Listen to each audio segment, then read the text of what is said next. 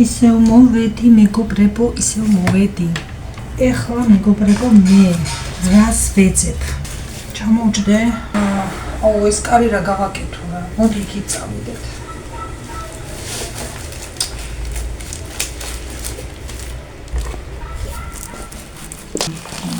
მე როცა გადმოვედი ამ ექიმთან, ერთი ენდოკრინოლოგთან გადმოვედი, უკვე 2 წელზე მეტია, თითქმის 3 წელია ამასთან დავდივარ. ხო და ამან მითხრა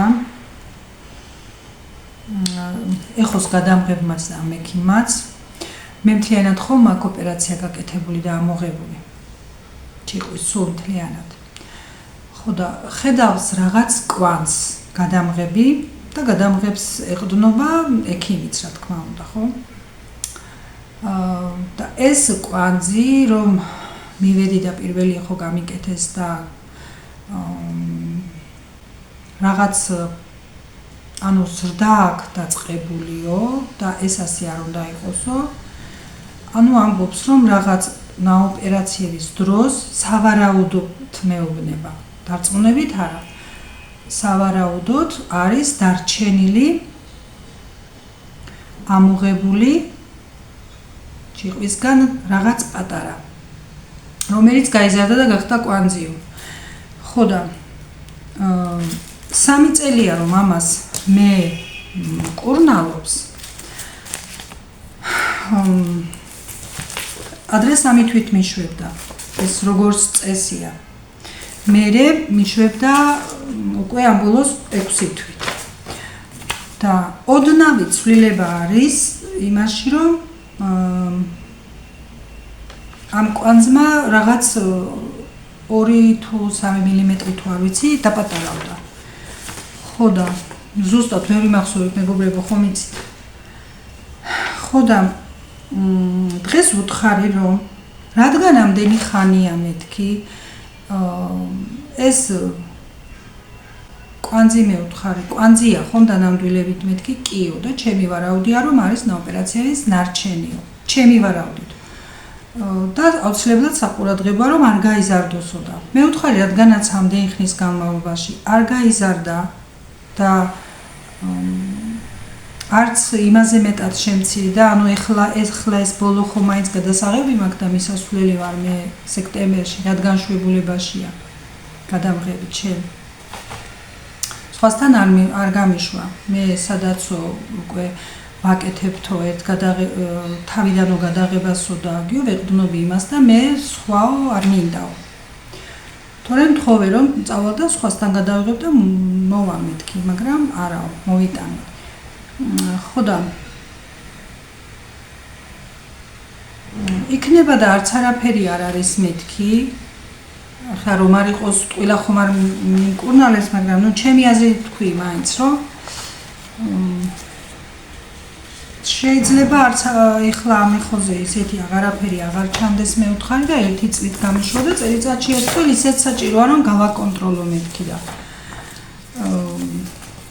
შენო მკითხა ის ექიმი სადაც ჩემამდე ვისთანაც დადიოდიო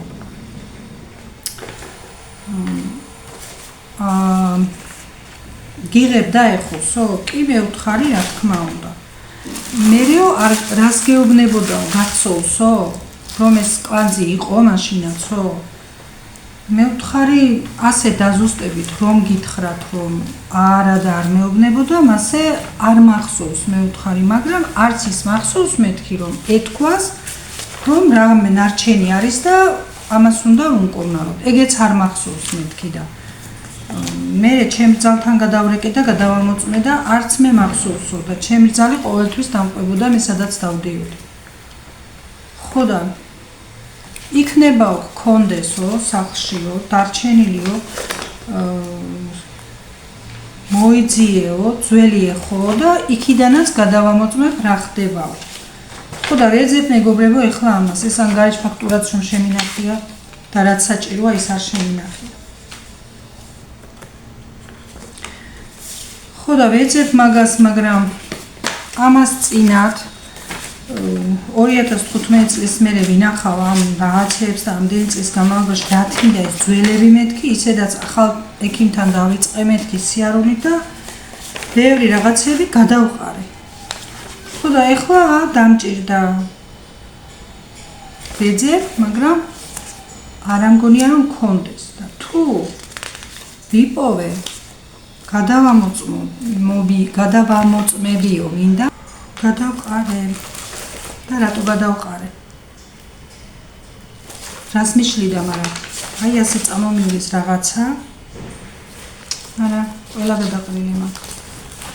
მე ვინახავ ერთ ადგილას ყოველთვის ყველაფერს რომ მე არ ვეძებო, მაგრამ უკეთესი იქნებოდა რომ შემენახა.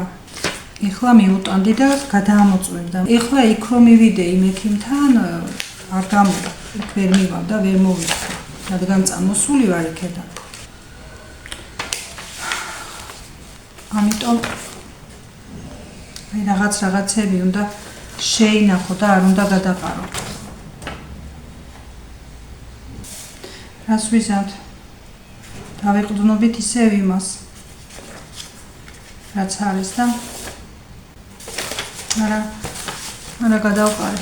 ეს მაქვს, იმდენი მაქვს გადაღებული, რა ვიცი, 2024 წლის მერე. იმდენი რაღაცა, მაგრამ ეს არის ყველა იმისა. ეხლამდელი გადამღების ეგენი არ მინდა. რას მიშლიდა, მაგრამ უკვე უჯრაში იმ სიმძიმის იყო. ეხლა თითქმის და ავწიე და გადავყარე. და ძალიან ცუდიც გავაკეთე.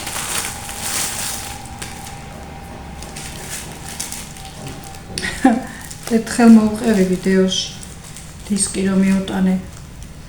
დისკი მომთხოვა ჩემმა ნევროლოგმა და მიუტანეს დისკი და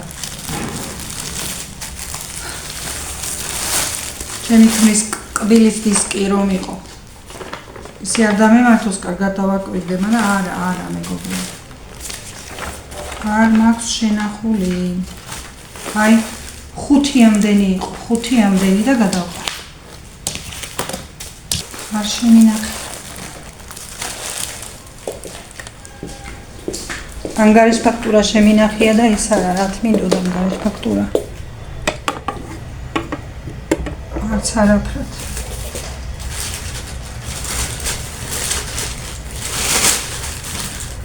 სხვაგან არ მაქვს ვიცი 100%-ით. გამორიცხულია რომ სხვაგან მქონდეს, იმიტომ რომ მე ყოველთვის ერთ ადგილას ვინახავ ყველაფერს, რომ მე იქით-აქით არ ვეწევ. არავშავს რაც არის, ეს არის. ხო და მომიწევს ახლა რომ სანამ არ დარწმუნდება მან იმაში, რომ ეს ყოველ 6 თვეში საყურადღებო, მანამდე არ გამიშვებს სავარაუდოდ, ნახოთ რა იქნება. კარგი, ვეძებდი და ვიფიქრე იმ ძებნაში თანამე ვიდეოსაც ჩავწერ მეთქი. იყოს რაც არის, ეხლა ძალით არაფერი არ გამოვა. ტელეფონის სადგმელი თემოდა რომ გამომიწერე, რამდენი ხანია. ხო, მადლობა მეგობრებო იმისთვის, ყველა მისურვეთ რომ ჯანმრთელობას გისურვებთ და კარგ პასუხს ველოდებიო. მადლობა. ძალიან დიდი მადლობა მართლა რომ ასეთი გულით ხართ ჩემთან. მეგობრებო, რაღაც ვერაობი იმას, რომ რაღაც დავგეგმო, გავაკეთო კერძი, გადავიღო ვიდეო, მოვიტანო თქვენამდე. რაღაც ვერ აი ხომ ვიყავი ჩართული ამ საქმეში. ეხლა ვეღარ მივედი ვაქამდე. ამასაც რომ მოვიმთავრებ ამ ექიმის ამბებსაც რომ უკვე დავწყნარდები, ჩამოვყალიბდები. მოკლედ, მეგობრებო, ეს ჭიყვი. გაქვს პრობლემა და არ გაქვს პრობლემა, თუ ნორმაში არ გაქვს. ამოვიღე და მაინც სულ ექიმთან ვიარები და სულ საკონტროლებელია. მქონდა და სულ მისახედი იყო ბავშვობიდან და მერეც ტოქსიკური გახდა. ეხლა როგორ გენეტიკურიც არისო ამბობენ. ბებია ჩემს ქონდა, მამის მხრიდან ბებია ჩემს ქონდა. მერე დედაჩემს არ ქონია, მამაჩემს არ ქონია, მამიდაჩემს არ, დედაჩემს ეხლა საიდან ვთქვათ, მაგრამ ნუ გენეტიკაზე რად გამლაპარაკობ, დედაჩემის მხრიდან არ ქონია არავის. მამაჩემის მხრიდან ბებიას ქონდა, მამიდას ბიძას არა, არც მამაჩემს. მერე ჩვენ 5 დედმამიშვილში მე აღმომაჩნდა. თუ გენეტიკურია, ამაზე ვლაპარაკობ თორე. მე აღმომაჩნდა, მერე აქეთ ნამრავლში კიდე ერთ ჩემძმის შვილს აღმოაჩნდა და ღმერთს მადლობა ჩემს შვილებს არა აქვს. ხო აქეთ ისეა. ერთ ძმის შვილს აღმოაჩნდა ჩემსას.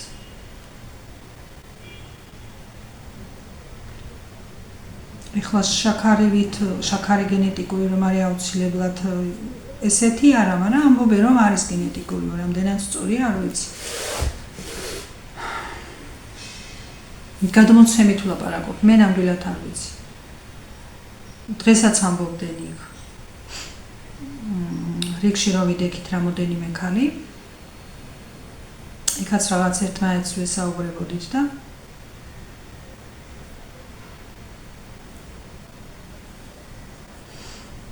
იქაც ახსენეს სხვათა შორის. ხოდა იმან თქვა დედაჩემს ქონდაო და ერთმა გოგომ რომ ილაპარაკა.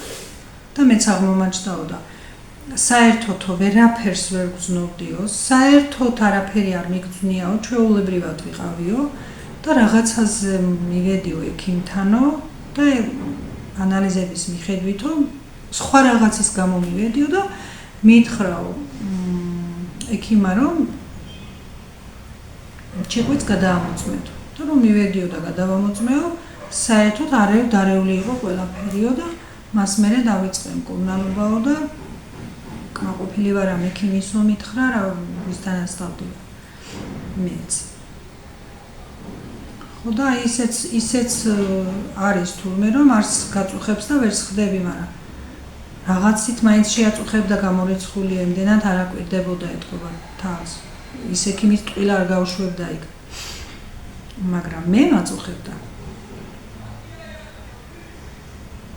ხო, იმან თქვა ცოტაო ისო წონის მომატებაო თუ მოკლება დამეწყო ჭამდი და მაინცო თუ არ ჭამდი და პირიქით. არ ჭამდი და მაინც ვიმატებდი. მე მაწუხებდა რაში? ვიღლებოდი. ანუ ნერვები მეშლებოდა ადვილად. ვეღარ წყნარდებოდი რაღაცაზე, მაგრამ შეიძლება სულ არ იყო სანერვულო, მაგრამ ვერ მშვიდდებოდი. აი, ეხლა ხომ არ მაქვს, მაგრამ არა, მშვიდი და ეხლა ისეთი კი არ ვარ ისტერიკები აინდა რაღაც, მაგრამ თუ რამეზე ნერვები ამეშალა, უცებ ვერ მწყნარდები. რაღაცაზე შეიძლება ვერ მოვთოკო თავი და მე ვფიქრობ, რომ არაა სწორი და არ ღირდა აქ ამისთვის თქვა, რამე თქვა მაგალითად. ეხლა კი არ წევი და კი არ ყვირი, სხვანაირად არ გაიგოთ მეგობრებო. ნუ ვამბობ იმას, რომ სიმპტომებს. ზოგიერთს მაგალითად გულთან აქვს დაკავშირებული და ზოგიერთს ჰორმონებთან აქვს. ანუ ვის როგორ, მაგრამ ბევრი რამე შეუძლია გამოიწვიოს ამან. ძალიან ბევრი რამე. მე ეხლა არც ექიმი ვარ და არც მე უბრალოდ ჩემი გამოცდილებიდან ვსაუბრობ.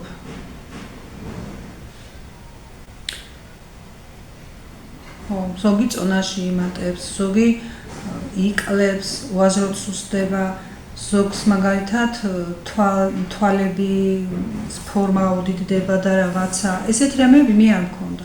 მე მქონდა ის რომ როგორ ვთქვა ეხლა, ზუსტად რომ გადმოვცე, მქონდა ის რომ მეშლებოდა უაზროდ რაღაცაზე ნერვები, ვიღლებოდი და ორსულობაზეც მიშლიდა ხელს, მაგრამ აქაც რაღაცა არის, იმიტომ რომ მე სამჯერ რომ გავთხოვდი სამჯერ მცირე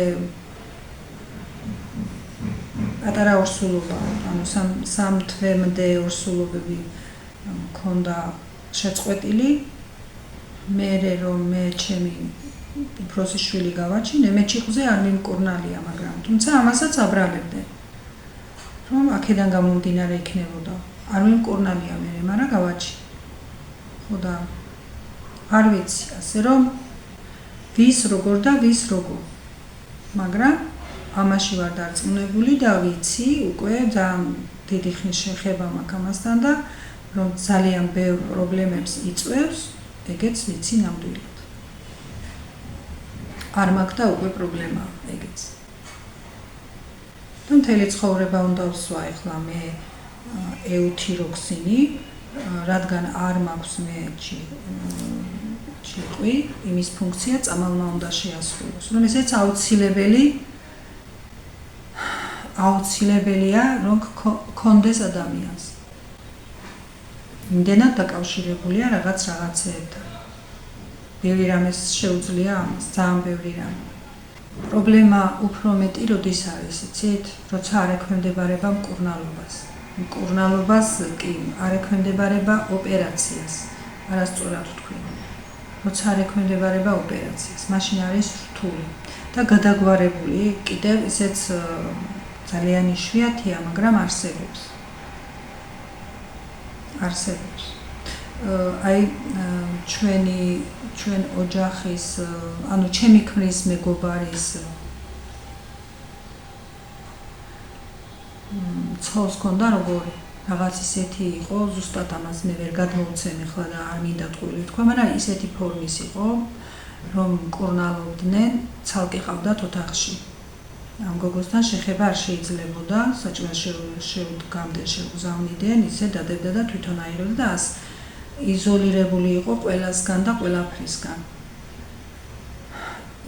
ეს კიდე როგორი იყო ეს არ ვიცი, დაზუსტებით რომ გადმოუცე, რადგან არ მინდა ტყუილი თქვა, მაგრამ რაც ვიცი, ეს ვიცი, რომ ასე ცალკე იყო იზოლირებული ერთ ოთახში ყველასგან და ისე ყავდნენ, სანამ უმკურნალეს იმ დონეზე, რომ მე შეეძლო ხალხთან გამოსვლა, ურთიერთობა და შვილებიც გააჩინა და მე всё დაუბრუნდა ჩვეულებრივ ცხოვრებას. და ეხლა მშვენიერი ცხოვრებით ცხოვრობს. რა თქმა უნდა, აგრძელებს მკურნალობას, მაგრამ ჩვეულებრივად. ხო და ესე იგი არის, რა ვიცი რა, მისთვის როგორ არის. ეხლა მადლობის მეტი რა მეთქმის, თქვათ, ექიმების ამოვიღე, მაგრამ ღმერთს მადლობა ვუყურებ ჩემს თავს,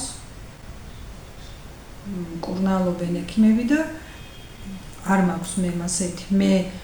მე უბრალოდ მაშინაც მეუბნებოდნენ ბავშვობის პერიოდში მეუბნებოდნენ რომ აი როდის მითხრეს. ბავშვობის პერიოდში იმდენს მე რას მიხვდებოდი, როდის მითხრეს. მე როცა ორსულად ხდებოდი, მაგრამ მე ნაყოფს კარგავდი, მაგ პერიოდში მითხრეს რომ გაიკეთეო, ოპერაციაო და იქნებაო მაშინ ამ დონის კიდე სად იყო მედიცინა დღეს რომ არის და იქნება ამითო მოგვარდესო ეს პრობლემაო, შენც დაისვენებო და მაგრამ მე მაშინ არა ვერაფრით ვერ გავბედე, შემეშინდა მაშინ მახსოვს როგორ თქვი, კისერს ვერ გამოვიჭრი და რაც უნდა ის მოხდეს დანარჩენი მეთქი და ვერ გავრისკი, ვერ გავბედე. მაგრამ მე რომ მე ჩემი პრობლემამ შემაწუხა, ანუ ინსულტზე ვლაპარაკობ, მე რომ იმ ინსულტიდან გამომდინარე აქაც ტოქსიკური გახდა და აქაც ისეთი მდგომარეობა იყო, რომ ოპერაციის გარეშე აღარაფერი არ ეშველებოდა. მე ჩემი ფეხით წავედი, კი რა თქმა უნდა შიში მქონდა, საოპერაციოში რომ შემიყვანეს შაქარმაც ამიწია, მე შაქარი არ მაქვს და არც მქონია, მაგრამ შიშის გამო შაქარმაც ამიწია და შიშით შევედი, მაგრამ ჩემი ფეხით მივედი, რომ უკვე მეტყობოდა, აქ ცალმხარეს მეტყობოდა უკვე ესეთი იყო, გაღიზიანებული, ტოქსიკური, რა ვიცი რაღაც და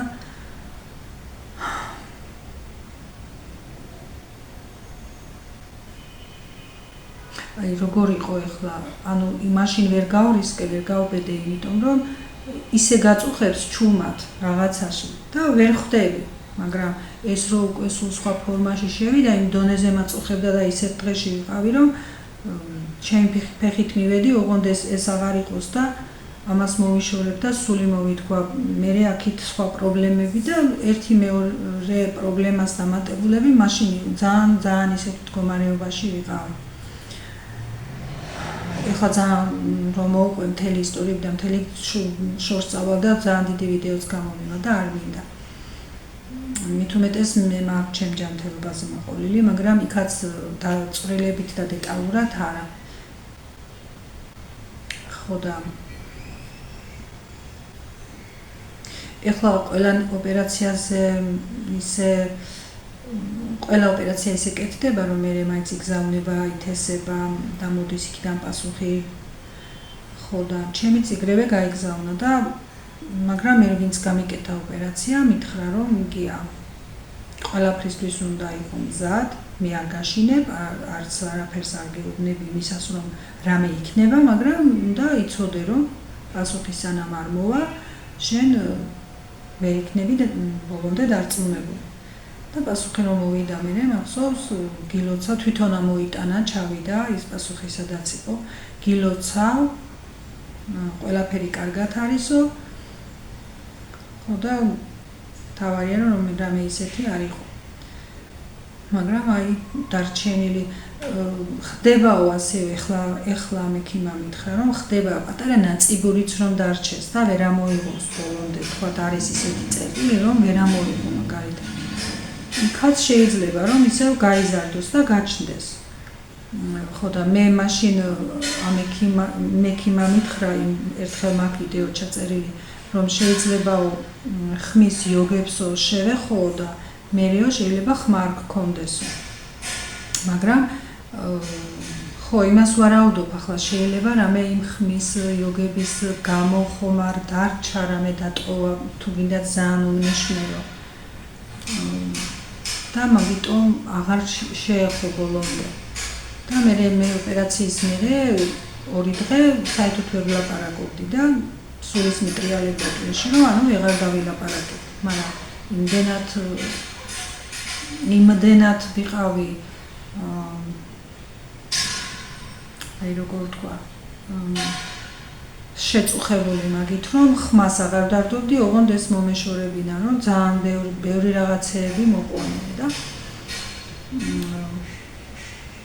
მე მესამე დღეს იყო უკვე დავიწყე ჩორჩოლი და ნელა ხმა აღდგა ჩვეულებრივად. მალევე 4 დღეში უკვე 4 დღეც არა, მესამე დღიდან უკვე მიხდა ექიმა რომ ხმა დაგიბრუნდება, პრობლემა არ იქნება, მაგრამ მანამდე არ მითხრა და არ იყო ალბათ დარწმუნებული ბოლომდე. მანამდე არ მითხრა. მესამე დღე იყო რომ უკვე რაღაც ხმა რომ გაიგონეს ჩემსგან, მაშინ მითხრა რომ აღარ იდარდო, ვერ იმღერებს შეიძლება და სოპრანოს ვერ იტყვი, ასე მითხრა მახსოვს. სოპრანოს მით ვერ იმღერებ, მაგრამ ხმა გექნება. და ეხლა მაქვს დაბალი ხმა მაქვს, მაგრამ მართლა თუ რამე ისე ავიღიღინე, ხო, იმ წუთას მიშრება ყელი და მე ასეთი მეწყება და всё ჩერდები და მე რომელიც აღეღინება კი არა რამდენი წელი საერთოდ ჯერ თავთან პრობლემა მე ეს პრობლემა და აღეღინებაზე რატომ ამბობ ჩვენ მუსიკალური ოჯახი ვართ მღეროდით და ჩემი ქმარი მღერის ჩემი ბიჭი მღერის მაგრამ არ უყვარს დიდად გამოჩენა საზოგადოებაში ისე მღერის და ხმა გადასარევი და გიტარაზეც უკრავს ხო და ეხლა ამით რომ არ რაღაც არ დაგთრგუნოთ ამ ჩემი პრობლემებზე საუბარი თუ თქვი რომ აღარ ვიტყვი მაგრამ მაინც მიწევს თქმა აი მუსიკალური ოჯახი მეთქი და მაგა მითხარი ინსტრუმენტები დავინახეთო და ამაზეც მითხარიო ამ გემრიელი საუბრით დავამთავრებ მაშინ მე ჩემს საუბარს და აი ინსტრუმენტებს გაჩვენებთ მეგობრებო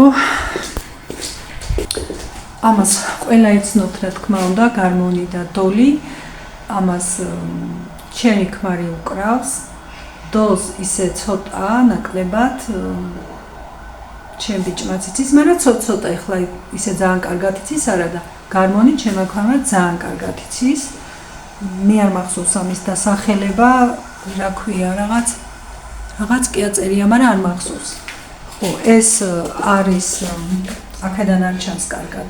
ეს უყიდა ჩემმა მეუღლემ გელას შვილს და იმისია ეს, მაგრამ აქ ხანდახან თანიკოს მოითხოვს და ჩამოვიღებთ დაუკრავს. ეს ელექტროა. ისეთ შეგიძლია და ელექტროც არის შეგიძლია დაუკრა. ეს ფანდურზე უკრავს ჩემი ქმარი გადასარევად. რაღაც 1-2 აი ვერ ვატრიალებ კარგად. აი რაღაც 1-2 სიმღერას მეც ვუკრავ. მიმას რა ქვია, გიგას გიტარა უყვარს და გიტარაზე უკრავს. მას სამსახურში აქ წაღებული ქონდა, 4-ნაირი ქონდა თუ 5-ნაირი. სამსახურში აქ წაღებული. სამთვიანი რაღაც სწავლებაც გაიარა, მაშინ პატარა იყო. იქედან წარმოდგენაც შექმნა და მე თავისთვის მოინდომა და აწყო ის მიხედვით, რაღაც ნოტების მიხედვით არ ვიცი და უკრავს. რაღაც მუსიკებს და ეხლა რომ თქვა რომ ჩართულია ამ საქმეში და უკრავს ისე და მოსიყვარულის დონეზე. სიმღერით მღერივართ.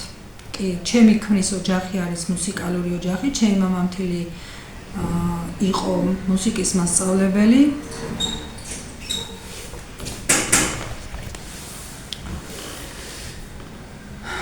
ხო და მეც მასწავლიდა თვითონ ჩემი მამამთილი, მაშინ მამამთილი არ იყო. სკოლის პერიოდს ვამბობდა. ღეროდით და მღერივართ დღესაც, მაგრამ მე აქაც მინდოდა YouTube-ზე რამეს თუ წავიღინეთ და დავდებ მეთქი, მაგრამ მითხრეს რომ საავტორო უფლებები თუ დაცული აქვს ანი მუსიკას, ანი სიმღერას, ტექსტს მაგალითად, ვისიცაა ტექსტი. ამის გამოყენების უფლება თუ არა აქვს დაშვებული, არ შეიძლება. და ამიტომ რა ვიცი თუ გავარკვიე თუ მოვიძიე მაგი რომ რომელს არა აქვს და შეიძლება მაგიც გავაკეთო ძალიან მინდოდა მაგრამ რადგან ასე მითხრეს რომ საავტორო უფლებების დარღვევა არ შეიძლება ამიტომ შევიკავე თავი. ნახოთ თუ რამე გავარკვიე და თუ რამე მივედი მაგამდე რომ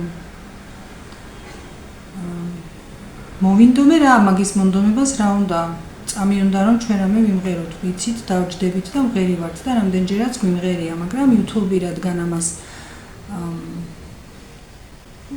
ყურადღებას აქცევს რომ უფლებები არ დაერღვეს ამიტომ ნახოთ თუ გავარკვიე რომელიც არ იქნება პრობლემა შეიძლება მოვიდე დღეს მაგითაც ნახოთ არ ვიცი თუ გავარკვიე აუცილებლად მოვა ასე რომ მაგა მოგაწოდე ეს ინფორმაცია და თუ ვინმეს კიდე ქონდა ინტერესი კარგი იქნა ჩემთვისაც თემა იყო და მეც გითხარით